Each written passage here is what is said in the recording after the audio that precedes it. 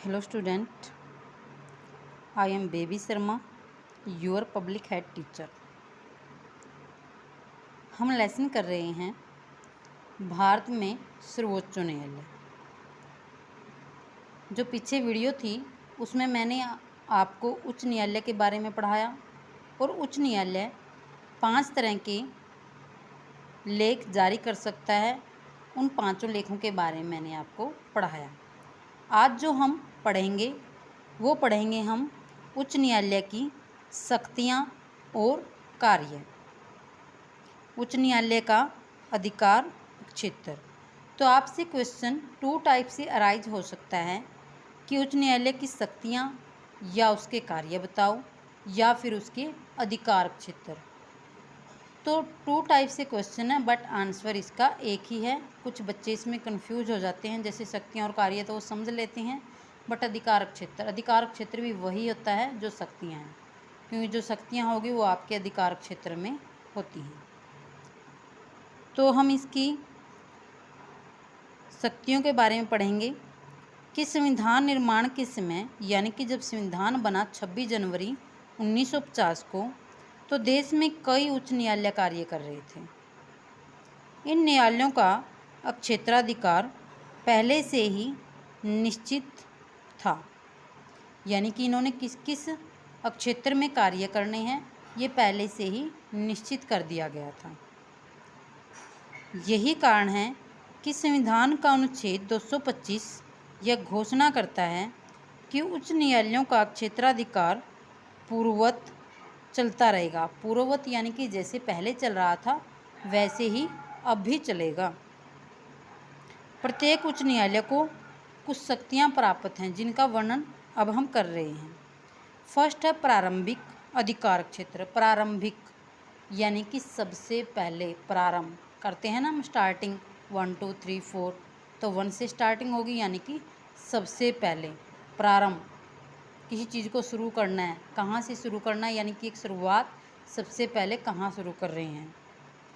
तो उच्च न्यायालय के प्रारंभिक क्षेत्राधिकार में वे अभियोग यानी कि मुकदमे या मामले आते हैं जो सुनवाई के लिए सीधे उच्च न्यायालय में ही ले जाए जा सकते हैं। यानी कि ऐसे मुकदमे जो सबसे पहले केवल सीधे उच्च न्यायालय में ही जाते हैं। तो ये एक अधिकार है। इसके पश्चात कि कुछ एक ऐसे मुकदमे हैं, उनके एग्जाम्पल भी मैं अभी आपको दूंगी कि कौन कौन से ऐसे मुकदमे हैं जो सीधे उच्च न्यायालय में ही जाते हैं, अन्यथा कहीं नहीं जाते। हालांकि उच्च न्यायालय से ऊपर सर्वोच्च न्यायालय है, बट ये मुकदमे ऐसे हैं जो पहले उच्च न्यायालय में ही जाएंगे। इनमें निम्न अभियोग यानी कि निम्न मुकदमे शामिल हैं। तो देख लीजिए कौन कौन से मुकदमे हैं ऐसे। मौलिक अधिकारों से संबंध, हमारे 6 मौलिक अधिकार दिए गए हैं। इन 6 मौलिक अधिकारों से संबंध कोई भी मुकदमा सीधे उच्च न्यायालय में ले जाया जा सकता है, जिसको लागू करवाने के लिए यह 5 प्रकार के लेख जारी कर सकता है। और इन 5 लेखों के बारे में मैंने विस्तार से आपको पढ़ा दिया है। तो आपको अभी यहाँ पर इस क्वेश्चन में ये कन्फ्यूजिंग नहीं होगी कि ये लेख क्या क्या हैं, कौन से हैं। फिर भी थोड़ा सा मैं यहाँ भी आपको बता दूँगी एक बार। फर्स्ट है बंदी प्रत्यक्षीकरण लेख। बंदी प्रत्यक्षीकरण लेख में ये होता है कि अगर किसी व्यक्ति को बंदी बना लिया जाता है, गिरफ्तार कर लिया जाता है, तो 24 घंटे के अंदर उसे किसी अधीनस्थ यानी कि जो पास का न्यायालय है वहाँ ले जाया जाता है, और वहाँ वो व्यक्ति उसके बारे में न्यायालय पूछ सकता है कि इसको बंदी क्यों बनाया गया है। अगर उसको बेवजह बंदी बना दिया गया है, कोई ऐसा रीज़न ही नहीं है ख़ास, तो उसको रिहा भी किया जा सकता है। सेकंड जो रहेगा वो रहेगा परमादेश। इसको हम संधि विच्छेद में तोड़ते हैं तो देखेंगे कि परम प्लस आदेश, यानी कि इसमें आदेश दिया जाता है।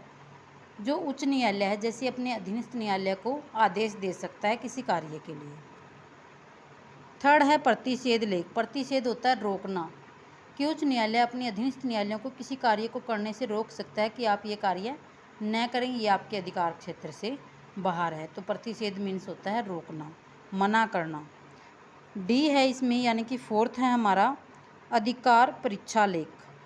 पूछने का अधिकार, यानी कि उच्च न्यायालय अपने अधीनस्थ न्यायालय से ये पूछ सकता है कि आप किस अधिकार से ये काम कर रहे हो, क्या ये आपके अधिकार क्षेत्र में है, तो यानी कि उसको पूछने का अधिकार होता है। फिफ्थ है उत्प्रेक्षण। उत्प्रेक्षण होता है भेजना, कि उच्च न्यायालय अपने अधीनस्थ न्यायालय को किसी मुकदमे को उसके पास भेजने के लिए कह सकता है। तो ये 5 तरह के लेख, इनको और विस्तार से पढ़ने के लिए आप पीछे वाली वीडियो को ज़रूर देखें, तभी आपको ये 5 लेख बिल्कुल अच्छे से समझ में आ जाएंगे।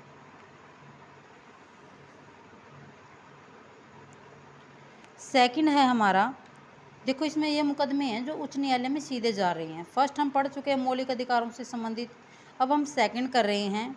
सेकंड में है हमारा विवाह, तलाक, वसीयतनामा, जैसे ज़मीन नाम करवाते हैं हम उसमें कि पिता की मृत्यु के पश्चात ये उसको मिल जाएगी ज़मीन, जो भी उसकी प्रॉपर्टी होती है वो। जल, सेना विभाग, न्यायालय, मानहानि,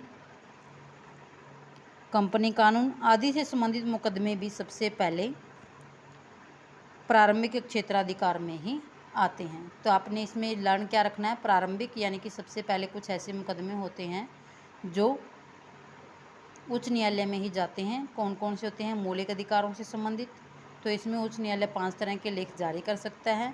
ठीक है, ये 5 लेख आप लर्न कर लेना।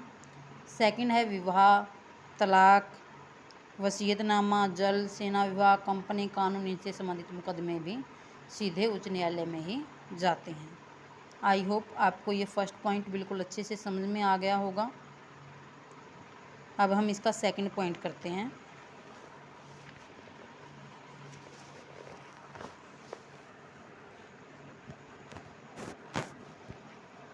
सेकंड पॉइंट है इसका अपीलीय क्षेत्राधिकार।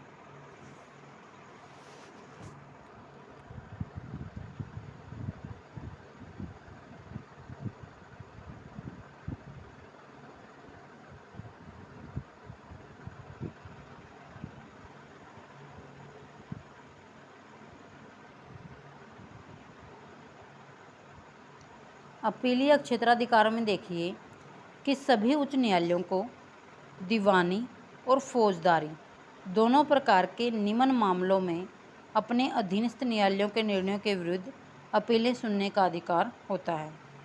यानी कि 2 प्रकार के मामले होते हैं, एक दीवानी और एक फौजदारी, कि अलग अलग केस किस तरह से बनते हैं वो इस दीवानी और फौजदारी में डिवाइड किए गए हैं, और इन्हीं मामलों से संबंधित अपने अधीनस्थ न्यायालयों के निर्णयों के विरुद्ध उन्हें अपीलें सुनने का अधिकार है।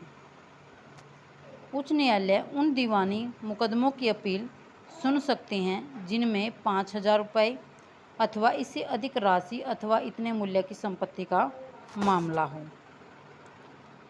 सेकंड है, यदि किसी अधीनस्थ न्यायालय ने किसी फौजदारी मुकदमे में दोषी को 4 वर्ष या अधिक समय के लिए कारावास का दंड दे दिया हो, तो इस निर्णय के विरुद्ध उच्च न्यायालय अपील सुन सकता है। जैसे किसी का झगड़ा हो जाता है, उस झगड़े में हम क्या करते हैं, जो अपना डिस्ट्रिक्ट कोर्ट होता है वहाँ पर जाते हैं हम। अगर उस डिस्ट्रिक्ट कोर्ट में किसी फौजदारी मुकदमे में दोषी को 4 वर्ष या उससे अधिक समय के लिए कारावास का दंड दे दिया जाए, तो इन निर्णय के विरुद्ध उच्च न्यायालय में अपील सुनी जा सकती है।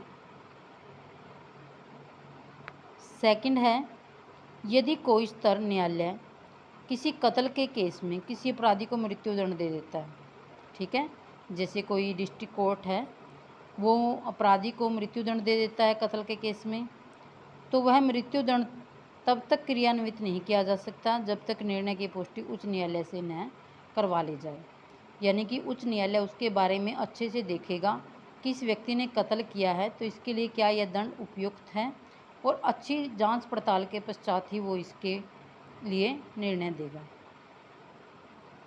संविधान की व्याख्या से संबंधित कोई भी मुकदमा उच्च न्यायालय के समक्ष सीधा लाया जा सकता है। तो इस तरह के मुकदमे हैं। पहला तो हमारा पॉइंट था प्रारंभिक क्षेत्राधिकार, यानी कि सबसे पहले कुछ एक मुकदमे वहीं आएंगे। सेकंड है अपीलीय, यानी कि अपने अधीनस्थ न्यायालयों के निर्णयों के विरुद्ध इन्हें अपील सुनने का अधिकार होता है।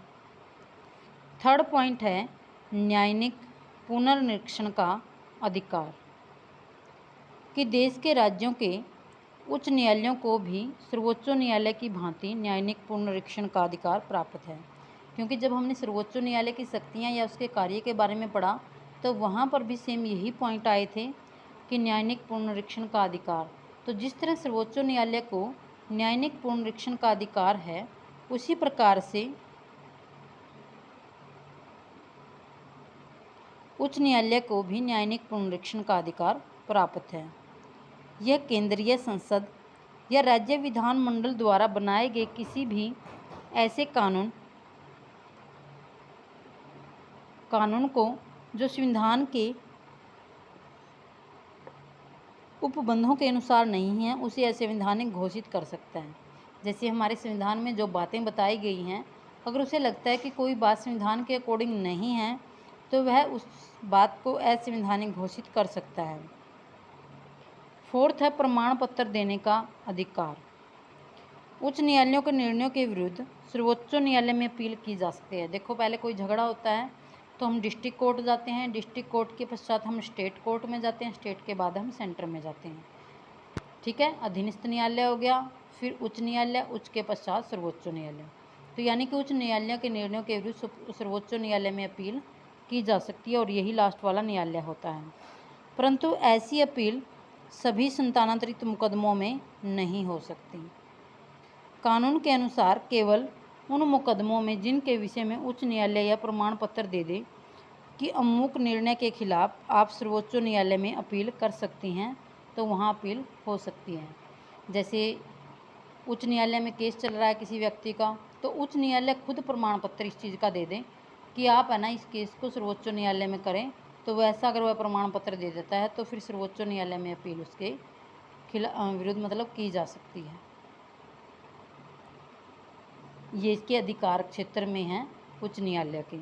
फिफ्थ पॉइंट है अभियोगों को स्थानांतरित करने का अधिकार। उच्च न्यायालय के संज्ञान में यदि कोई ऐसा अभियोग आता है जिसमें संविधान की व्याख्या का कोई सवाल हो, तो वह उस अभियोग को अपने पास मंगवा कर संबंधित विषय की व्याख्या करके या तो स्वयं निर्णय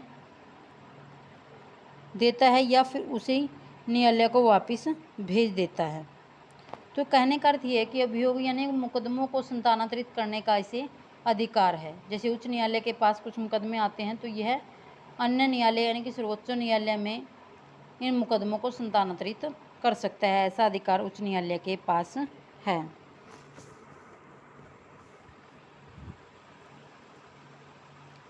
सिक्स्थ है अभिलेख न्यायालय। प्रत्येक राज्य का उच्च न्यायालय एक अभिलेख न्यायालय के रूप में होता है। अभिलेख यानी कि रिकॉर्ड, सबूत।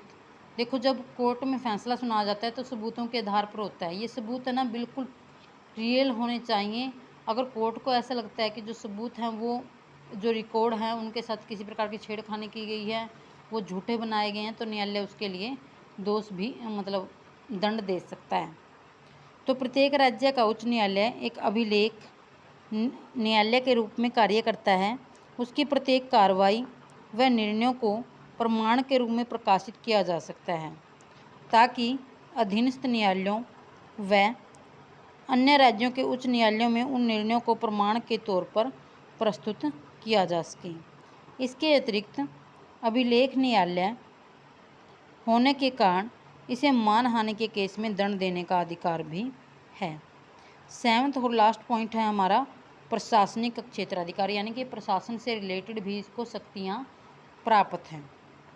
देखो, ये अपने अधीनस्थ न्यायालयों के लिए नियम बना सकते हैं। जो उच्च न्यायालय से नीचे काम कर रहे हैं न्यायालय या उसके अधीनस्थ कह सकते हैं हम उसको, तो उन न्यायालयों के यह नियम बना सकते हैं। उच्च न्यायालय अधीनस्थ न्यायालयों से रिकॉर्ड, कागज पत्र आदि जांच पड़ताल के लिए मंगवा सकते हैं। जैसे उच्च न्यायालय अपने अधीनस्थ न्यायालय से कोई भी रिकॉर्ड कि आपने इस मुकदमे में क्या किया, कितने मुकदमे लड़े गए हैं, किस तरह से रहे हैं, कोई भी कागज पत्र है, जांच पड़ताल है, वो सारा उच्च न्यायालय अपने अधीनस्थ न्यायालय से मंगवा सकता है क्योंकि ये इसके अधिकार क्षेत्र में आता है। फिर है वे अधीनस्थ न्यायालयों के कर्मचारियों के वेतन भत्ते तथा सेवा नियम निश्चित कर सकते हैं। यानी कि उच्च न्यायालय अपने अधीनस्थ न्यायालयों में जो कर्मचारी काम करते हैं उसके वेतन और भत्तों को वही सुनिश्चित करते हैं। उनके लिए सेवा नियम क्या बनाना है वो सारा का सारा उच्च न्यायालय का मुख्य न्यायाधीश तय करता है। वे अपने कार्य संचालन के लिए अपने पदाधिकारियों की नियुक्ति करते हैं। यानी कि अधिकारियों की नियुक्ति करने का भी अधिकार किसे है? उच्च न्यायालय को प्राप्त है। वे राज्यपाल को उसके मांगने पर किसी संवैधानिक विषय पर सलाह दे सकते हैं। यानी कि राज्यपाल अगर उनसे संविधान के अकॉर्डिंग किसी विषय पर सलाह मांगता है, जैसे सर्वोच्च न्यायालय तो सलाह किसको देता है? राष्ट्रपति को। और 11 बार राष्ट्रपति ने सर्वोच्च न्यायालय से सलाह मांग भी रखी है। लेकिन राष्ट्रपति के लिए ये कोई ज़रूरी नहीं होता कि जो सलाह सर्वोच्च न्यायालय ने दी है वो उसको माननी होगी। इसी तरह से उच्च न्यायालय राज्यपाल को सलाह देता है किसी भी संवैधानिक विषयों पर, और यहाँ राज्यपाल भी पूर्ण रूप से बाध्य नहीं है कि वह उस सलाह को माने। अगर उसको उचित लगता है तो मानते हैं। और अकेला मुख्य न्यायाधीश ये सलाह नहीं देता, वो वरिष्ठतम न्यायाधीशों की पीठ बैठाएगा, यानी कि उनकी बैठक बिठाएगा। फिर जो निर्णय देंगे उसी सहमति से वो राष्ट्रपति या फिर राज्यपाल को अपनी सलाह देते हैं। तो इस तरह से ये प्रशासनिक अधिकार भी इनके अधिकार क्षेत्र में आ जाते हैं। तो यहाँ हमने उच्च न्यायालय के अधिकार क्षेत्र, उसकी शक्तियाँ और उसके कार्यों के बारे में पढ़ा। आई होप आपको बिल्कुल अच्छे से समझ में आया होगा। तो इसको अच्छे से पढ़ें, समझें। तो 7 अधिकार क्षेत्र हैं, उसकी शक्तियाँ हैं, या फिर कह सकते हैं हम उसके कार्य हैं। तो ये क्वेश्चन आप बिल्कुल अच्छे से लर्न करें।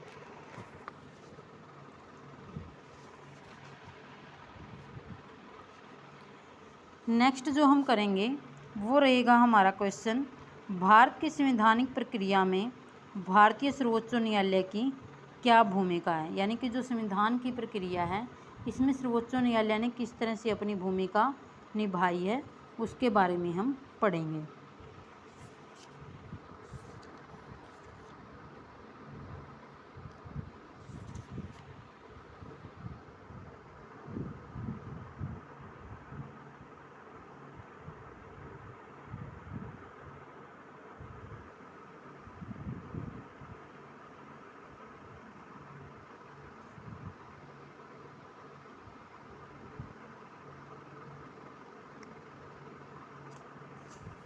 देखो ये क्वेश्चन आपसे शॉर्ट में भी आ सकता है कि मौलिक अधिकारों की रक्षा के लिए सर्वोच्च न्यायालय द्वारा कौन कौन से लेख जारी किए जा सकते हैं। तो ये 5 लेख हैं।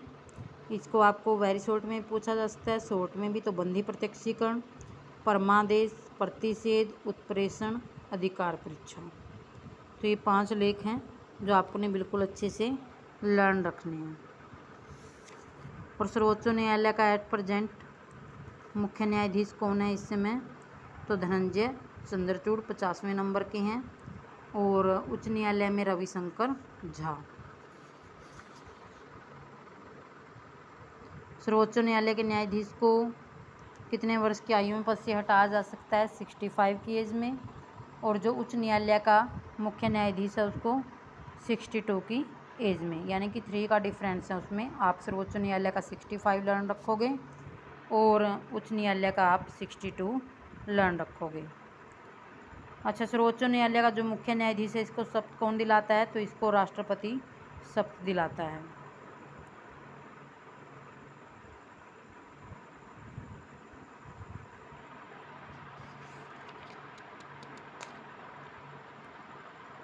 सर्वोच्च न्यायालय कहाँ है हमारा? तो सर्वोच्च न्यायालय हमारा दिल्ली में है। तो इस तरह से शॉर्ट, वेरी शॉर्ट, लॉन्ग, सारे के सारे मैं मिक्सअप क्वेश्चन आपको करवा रही हूँ। इनको आप बिल्कुल अच्छे से लर्न करें। बार बार रिपीट भी करती हूँ क्वेश्चनों को मैं, ताकि आपको बिल्कुल अच्छे से लर्न हो जाएं। तो इनको अच्छे से लर्न करें। सर्वोच्च जो संविधान बना था जब इसमें एक मुख्य न्यायाधीश था और 7 अन्य थे।